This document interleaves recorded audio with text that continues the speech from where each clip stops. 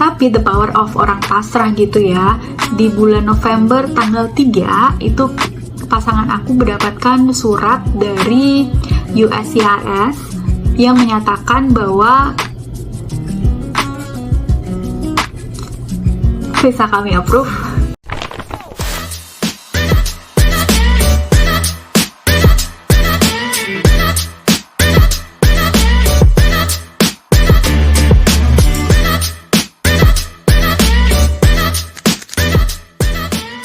Halo guys, what's up? Apa kabar? Jadi kali ini posisinya aku udah move ke US atau Amerika, tepatnya di Florida sejak 27 Mei 2024 lalu. Dan sekarang posisinya aku sedang dalam proses untuk persiapan dokumen untuk pernikahan sipil dan adjustment status untuk green card. Jadi di sini aku mau share ke teman-teman, khususnya untuk teman-teman yang sedang dalam proses atau berjuang untuk bersatu dengan pasangan kalian yang merupakan seorang warga negara Amerika atau US citizen, atau yang baru mau berkenalan atau mempunyai pasangan seorang US citizen. Bagaimana sih caranya untuk bisa move ke US gitu ya, dengan menggunakan K1 visa atau biasa disebut dengan fiancé atau visa tunangan. Dari pengalaman yang aku lakukan atau aku alami, aku jalani selama proses untuk mendapatkan K1 visa ini ya teman-teman. Oke, mungkin video ini akan cukup panjang ya teman-teman ya, karena prosesnya memang cukup pelik, cukup ribet. Jadi untuk teman-teman yang pengen belajar, untuk teman-teman yang pengen tahu bagaimana sih proses untuk mendapatkan K1 visa, mungkin bisa siapkan camilan dulu ya, biar nggak bosen nantinya karena terlalu kepanjangan. Oke, jadi apa itu K1 visa? K1 visa atau biasa disebut dengan fiancé visa atau visa tunangan merupakan visa yang diberikan kepada pasangan dari seorang warga negara Amerika Serikat atau US citizen untuk masuk ke Amerika Serikat dan melakukan pernikahan setelahnya. Pernikahan ini harus dilakukan 90 hari sejak kedatangan ya teman-teman. Nanti untuk pasangan dari warga negara Amerika Serikat tersebut yang sudah memasuki Amerika dan menikah maksimal 90 hari sejak kedatangan, nanti bisa melakukan adjustment status untuk mendapatkan green card atau permanent resident atau biasa disebut dengan izin tinggal. Nah, untuk K1 visa ini, masa berlakunya adalah kurang lebih 6 bulan sejak K1 visa tersebut di-approve ya teman-teman ya. Kemudian maksimal 90 hari sejak, seperti yang udah aku info tadi, 90 hari sejak kedatangan di Amerika Serikat, pasangan tersebut harus menikah. Nah, gimana kalau tidak menikah setelah maksimal 90 hari kedatangan? Artinya K1 visa tersebut akan hangus ya teman-teman ya. Jadi teman-teman harus kembali ke negara asal gitu ya, kalau tidak melakukan pernikahan maksimal 90 hari setelah kedatangan. Oke, kalau K1 visa punya aku sendiri ya teman-teman ya, kebetulan issued tanggal 27 Februari 2024 dan masa berlaku hingga 13 Agustus 2024. Jadi kurang lebih memang di 6 bulan.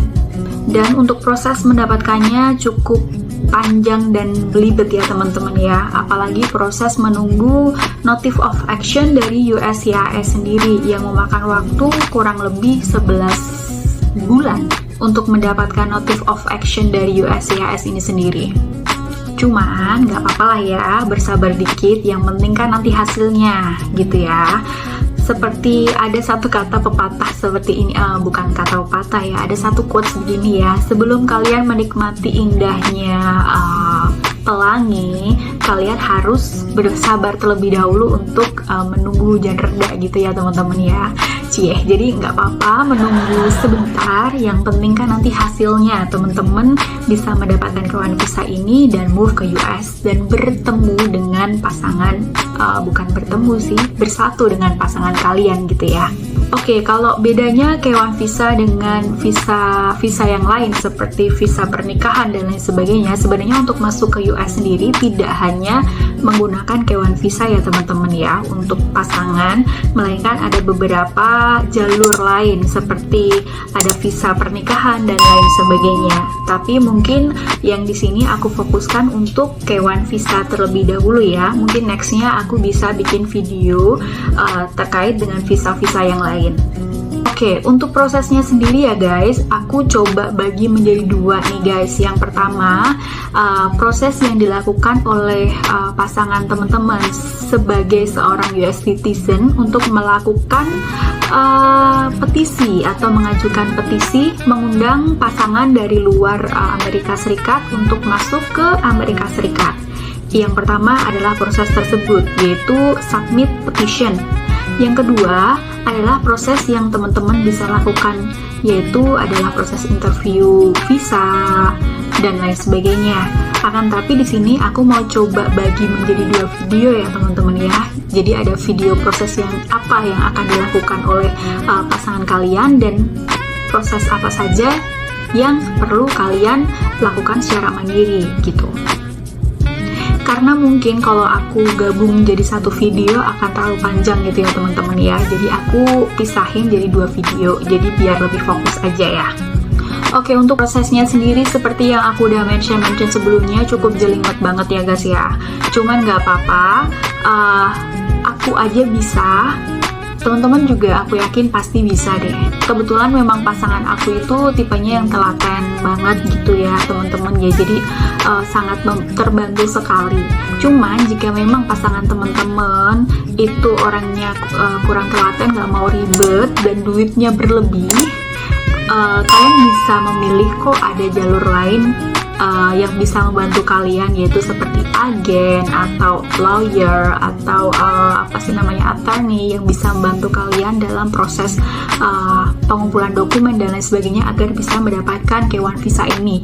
Cuman kalau memang kalian tipenya nggak apa-apa ribet gitu, yang penting bisa melakukan prosesnya bareng-bareng dengan pasangan kalian gitu ya.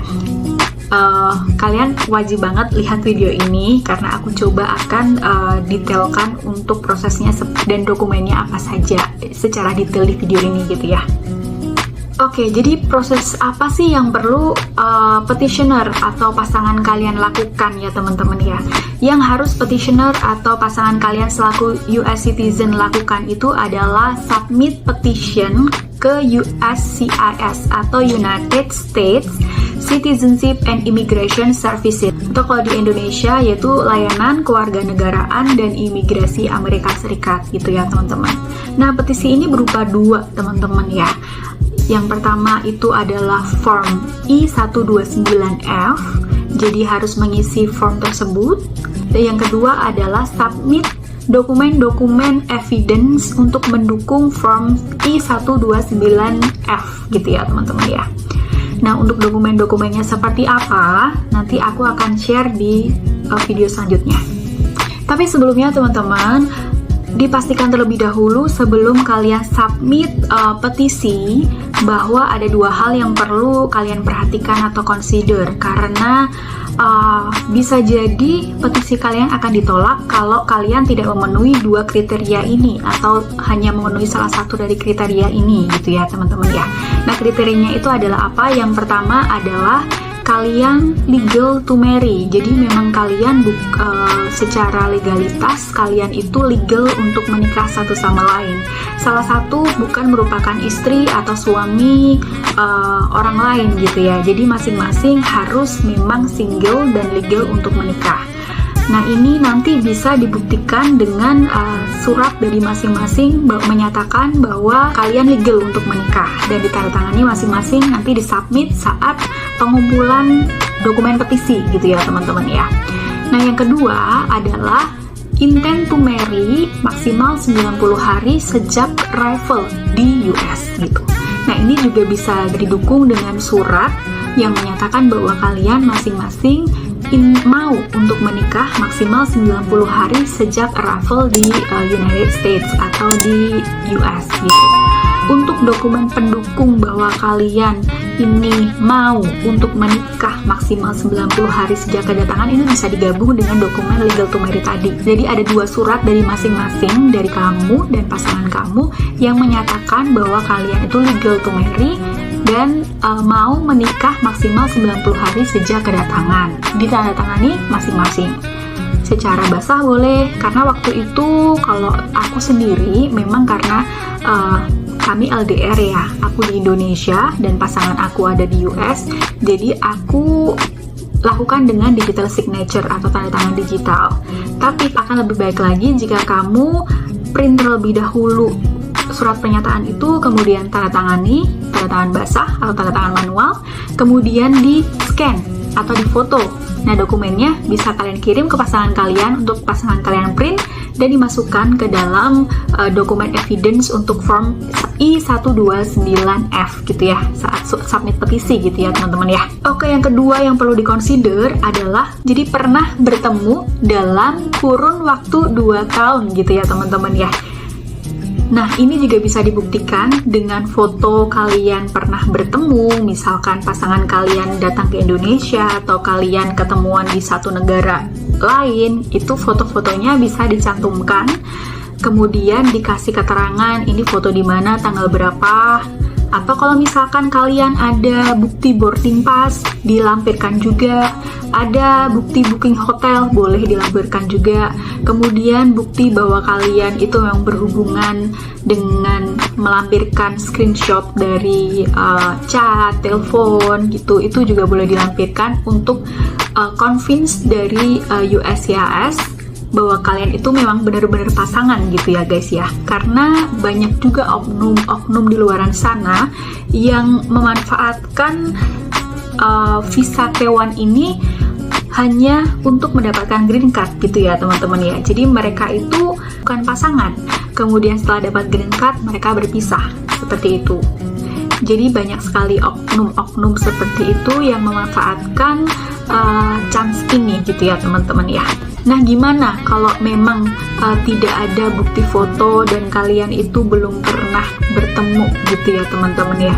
Jadi kemungkinan besar kalian itu akan ketolak ya visanya teman-teman. Jadi untuk yang belum pernah ketemu, misalkan kalian ketemu dengan pasangan kalian itu adalah melalui dating apps atau melalui online, misalkan Facebook, sosial media lain gitu ya, yang belum pernah ketemu dan mau submit, mohon maaf, usahakan dulu ketemu dulu biar chance untuk approve-nya lebih tinggi gitu ya teman-teman ya. Oke, untuk teman-teman yang penasaran di mana sih dapetin form I-129F ini, jadi form I-129F ini bisa didapatkan di website USCIS gitu ya teman-teman ya.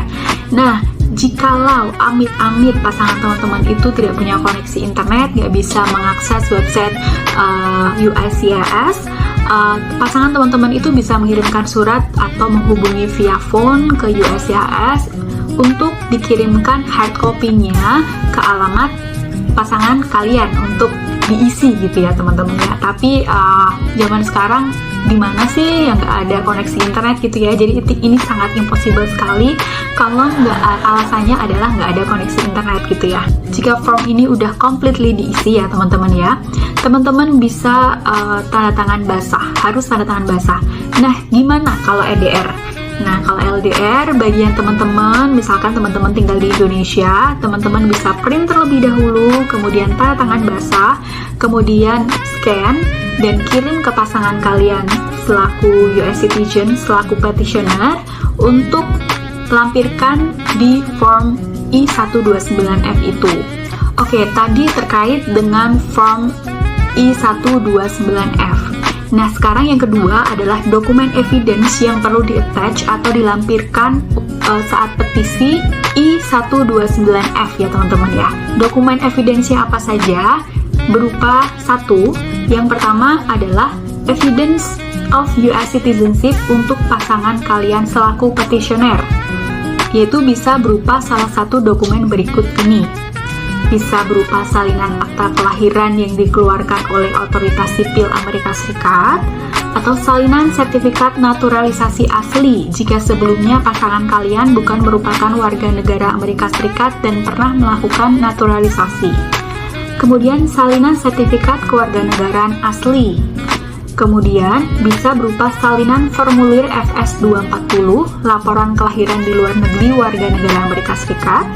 Bisa juga berupa salinan paspor yang masih berlaku dan belum kadaluarsa, atau kartu paspor yang diterbitkan dengan masa berlaku minimal 5 tahun, atau berupa surat pernyataan yang ditandatangani oleh petugas konsuler Amerika Serikat yang menyatakan bahwa pasangan kamu adalah warga negara Amerika Serikat dan pemegang paspor Amerika Serikat yang masih berlaku. Itu dokumen yang pertama adalah evidence yang membuktikan bahwa pasangan kalian selaku petitioner itu merupakan US citizenship gitu ya, teman-teman ya.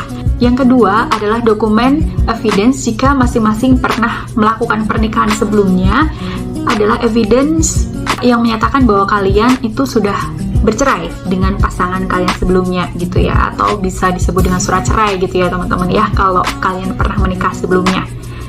Kemudian yang ketiga adalah pas foto berbackground putih yang terbaru. Lebih bagus lagi adalah maksimal 30 hari sebelum submit itu kalian take foto terlebih dahulu. Untuk ukurannya nanti bisa cek detailnya di website USCIS gitu ya teman-teman ya. Kemudian yang keempat adalah dokumen evidence perubahan nama hukum. Jika memang nama teman-teman itu pernah berubah gitu ya. Kemudian yang kelima adalah form I-95 Arrival atau Departure Record. Yang keenam adalah evidence yang membuktikan bahwa kalian itu layak untuk K1 visa yang sudah aku jelaskan tadi di video sebelumnya, seperti bukti foto-foto, bukti chat, bukti telepon, boarding pass, dan lain sebagainya itu harus lengkap di-attach di dokumen evidence ini. Oke, kebetulan aku masih simpen dokumen evidence yang dulu pernah dikompil oleh kami gitu ya teman-teman ya.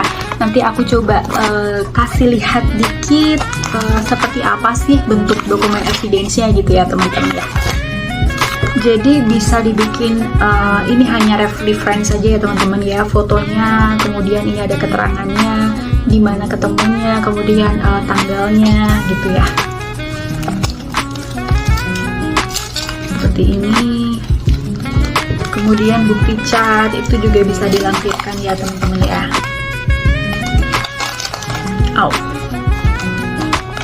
Jadi kebetulan pasangan aku itu tipenya yang agak lengkap gitu.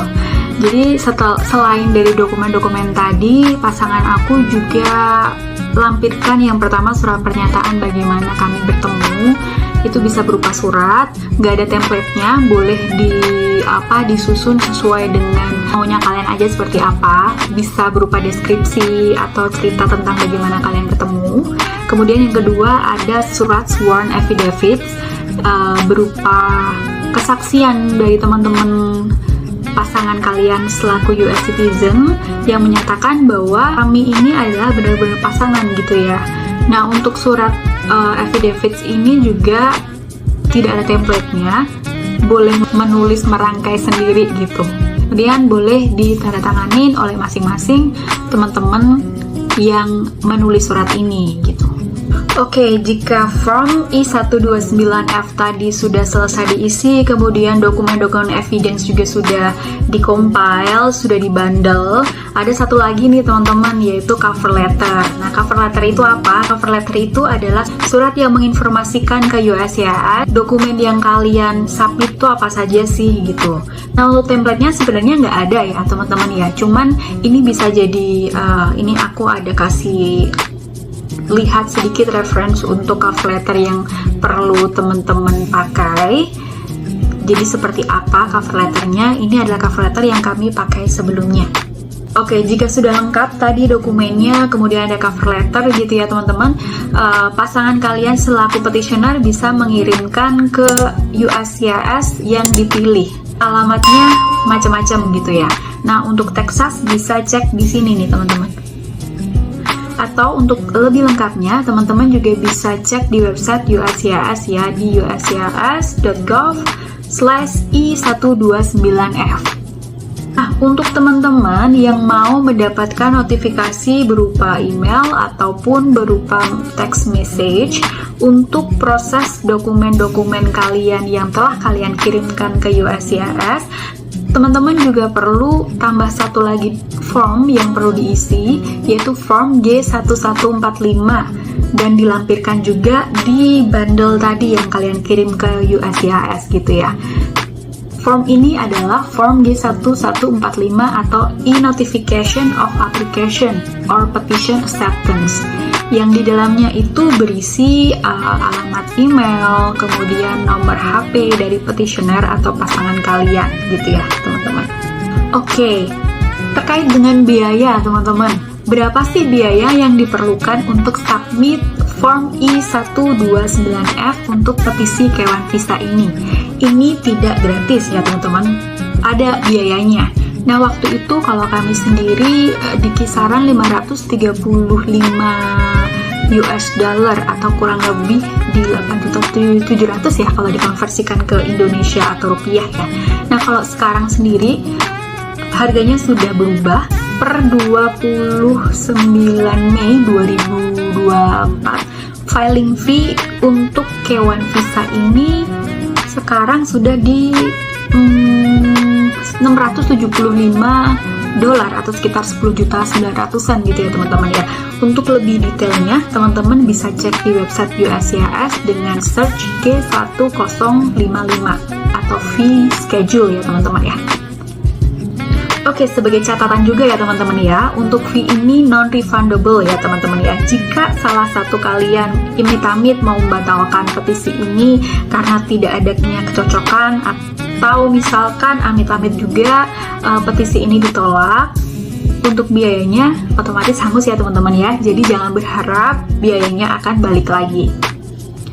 Oke, jadi masuk ke timeline prosesnya ya teman-teman ya. Berapa lama sih prosesnya?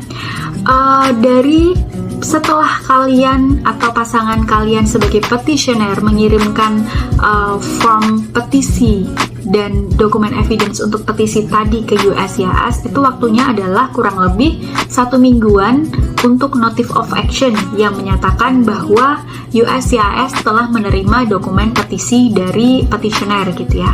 Nah, kalau di aku sendiri waktu itu pasangan aku mengirimkan di 11 Januari 2024, kemudian tanggal 17 Januari 2024 kami mendapatkan surat yang berisi notice of action dari USCIS yang menyatakan bahwa mereka telah menerima dokumen petisi dari pasangan aku gitu ya. Nah, proses selanjutnya adalah notice of action yang kedua nih teman-teman ya.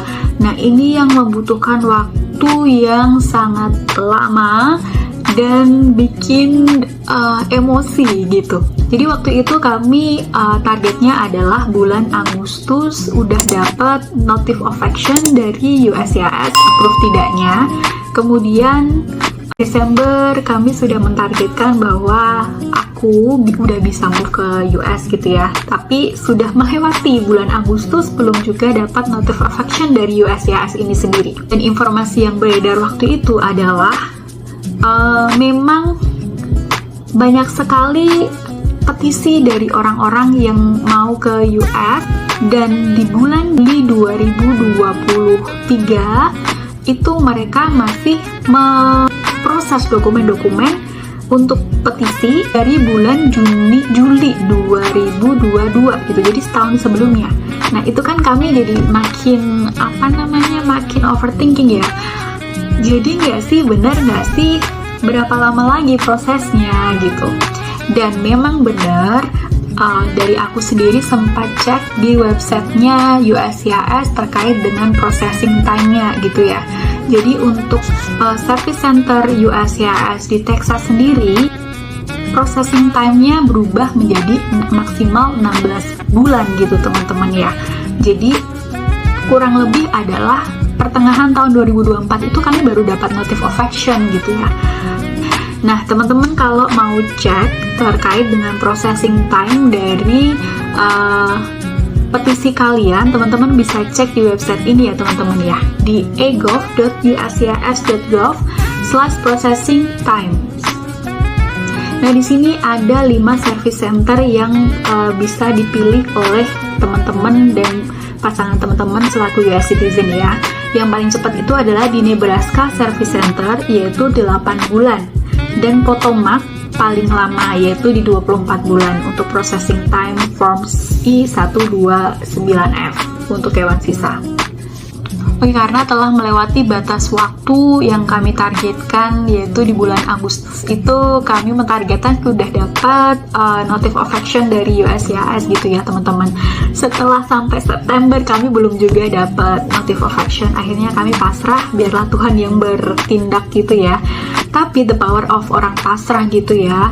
Di bulan November tanggal 3 itu pasangan aku mendapatkan surat dari USCIS yang menyatakan bahwa visa kami approve dan akan dilanjutkan ke NFC atau National Visa Center, yang isinya adalah the above petition has been approved.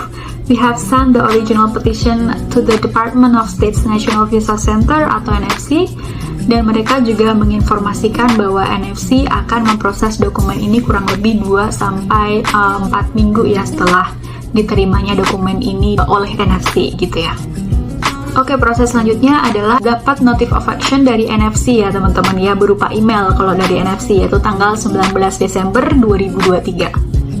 Yang gambaran isinya adalah bahwa NFC sudah menerima dokumen petisi dan akan mengirimkan ke US Embassy di negara beneficiary, yang mana di sini adalah ke US Embassy Indonesia gitu ya.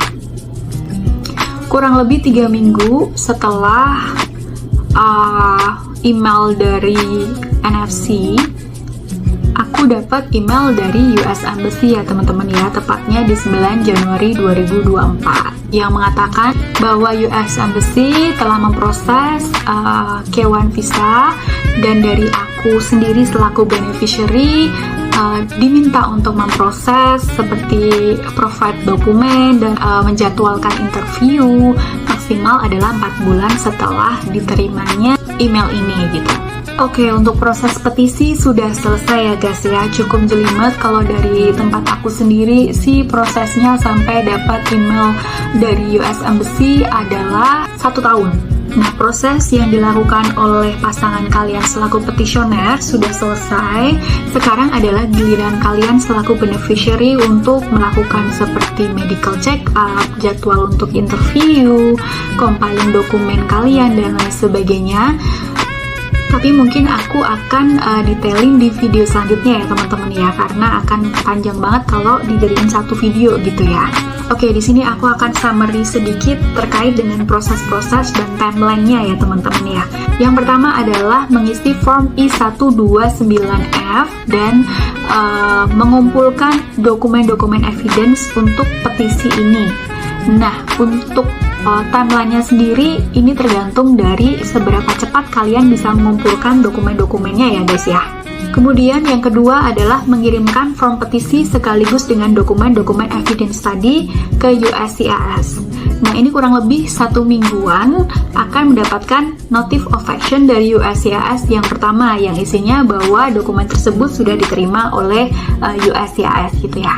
Menunggu notice of action dari USCIS yang kedua, yang isinya adalah approve tidaknya petisi kalian gitu. Kemudian kalau sudah approve, dokumen tersebut akan dikirimkan ke NFC atau National Visa Center. Nah, proses menunggu notice of action dari USCIS yang kedua ini waktunya variatif ya teman-teman. Yang paling cepat adalah 8 bulan, yang paling lama adalah 24 bulan, tergantung dari USCIS tempat kalian ingin memproses petisi ini gitu. Yang paling cepat adalah di Nebraska Service Center, yang paling lama adalah di Potomac gitu. Kalau kebetulan aku kemarin ada di Texas, USCIS yang di Texas Service Center, itu prosesnya adalah 11 bulan sejak pengiriman petisi ya. Yang kedua adalah notifikasi dari NFC yang menyatakan bahwa NFC telah menerima dokumen petisi dari petitioner dan akan mengirimkan ke US Embassy negara beneficiary gitu ya. Itu kurang lebih prosesnya adalah 2-4 minggu setelah notice of action USCIS yang kedua. Kemudian selanjutnya adalah email dari US Embassy negara beneficiary. Itu adalah prosesnya kurang lebih 1 bulan ya teman-teman ya. Nah untuk yang terakhir ini dipastikan bahwa kalian itu nanti memproses penjadwalan interview visa, medical check up dan lain sebagainya adalah maksimal 4 bulan ya teman-teman ya. Kalau sudah lewat dari 4 bulan sepertinya kalian perlu ulang lagi prosesnya dari awal gitu. Oke, jadi cukup sekian untuk proses yang pertama ya teman-teman ya. Proses submit petisi untuk K1 visa sampai dengan dapat email dari embassy negara beneficiary terkait dengan aplikasi K1 visa ini. Semoga informasi ini cukup membantu untuk teman-teman dan pasangan teman-teman yang ingin sekali bersatu menikah. Semoga nanti proses teman-teman diberi kelancaran dan kalian lekas bertemu atau lekas bersatu dengan pasangan teman-teman selaku US citizen ya. Jika menurut kalian informasi ini menarik ya teman-teman ya, aku minta bantu untuk teman-teman untuk bantu like, subscribe, dan komen. Minta bantu untuk share ke teman-teman kalian juga jika memang informasi ini menarik ya teman-teman ya. Oke, mungkin cukup sekian teman-teman. See you di next video. Bye.